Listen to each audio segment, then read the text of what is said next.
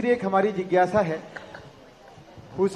जिज्ञासा है कि हमने निर्यापक श्रवण मुनिवर श्री, एक मिनट रुक जाइए, वीर सागर जी महाराज का कल एक वीडियो देख रहे थे। उस वीडियो में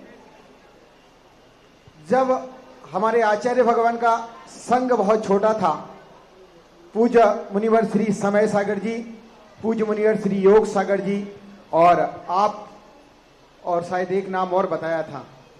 ये छोटा सा संघ था, जगह नहीं बताई थी उनने, और ये बताया कि चटाई का त्याग पूज्य श्री आपने किया और आप पूज्य आचार्य भगवान के पास पहुंचे, और शायद इनने ये भी बताया था कि समय सागर जी भी साथ में थे।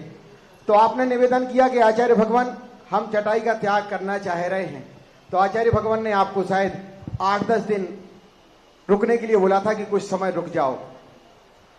तो हम सब लोग ये जानना चाह रहे हैं कि पूज्य श्री वो क्या संस्मरण था और वो 10 दिन रुकने का क्या मतलब था, ये हम सब लोगों की जिज्ञासा कल से है। गुरुदेव, संस्मरण तो कोई जब बीच में आएगा तभी तो बता पाएंगे, अलग से बताना ये अंदर की बातें कहलाती हैं।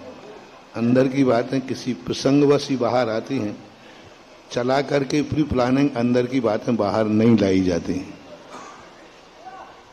सागर महाराज जी ने ला दिया तो फिर हमसे क्यों कह रहे हो? उन्होंने कहा है तो वो सही है।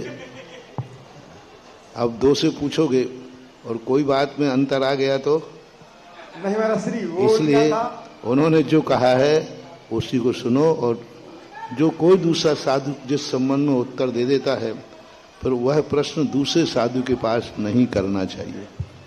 कई बार क्या होता है, लोगों की एक ही प्रश्न 4 साधुओं के यहाँ पूछेंगे, वही प्रश्न हमारे यहाँ पूछेंगे, वही फिर जाके दूसरी जगह पूछेंगे, तीसरी जगह पूछेंगे, फिर बाद में कहेंगे देखो भैया 4 साधु 4 मत आ गए, बताओ हम कौन को माने। इसलिए प्रश्न आया है तो सभी लोगों से मेरा कहना है कि कोई भी प्रश्न हो, एक साधु से पूछने के बाद दूसरे साधु के पास नहीं पूछना चाहिए, पहली बात। दूसरा बात, पूछना है तो पहले कह देना चाहिए ये प्रश्न हमने फलाने महाराज से पूछा था, उन्होंने यह उत्तर दिया था, क्या है उत्तर आपका भी यही मत है या यह ठीक है? तो कम से कम उस साधु को, बोलने वाले को इतना तो मालूम चल गया कि इसका उत्तर किसी साधु ने और यह दिया है, तो साधुओं के बीच में वैमनस्य की स्थिति नहीं बनेगी। आप लोग तुरंत 2 उत्तर सुनने के बाद कहोगे ये तो दोनों साधुओं के एक विचार है ही नहीं, और श्रावक इसमें बहुत मजे लेता है। इसलिए हमेशा कोई भी प्रश्न हो दूसरे साधु के पास करना नहीं। किया है तो उसको पहले बता दो कि मैंने यह प्रश्न वहाँ किया है, जैसे इन्होंने बता दिया कि वीर सागर महाराज जी ने ऐसा किया है।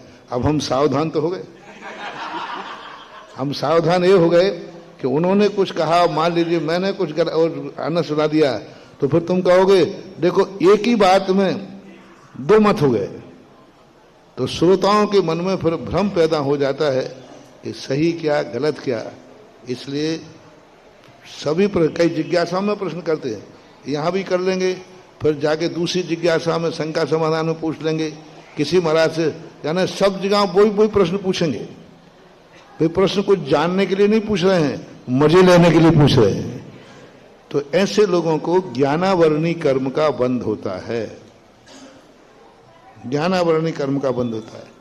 तो उससे हमेशा ध्यान रखना चाहिए, साधु तुम्हारी जिज्ञासाओं का समाधान करने के लिए बैठा है, ना कि साधु की बात को खंडन मंडन करने के लिए बैठा है।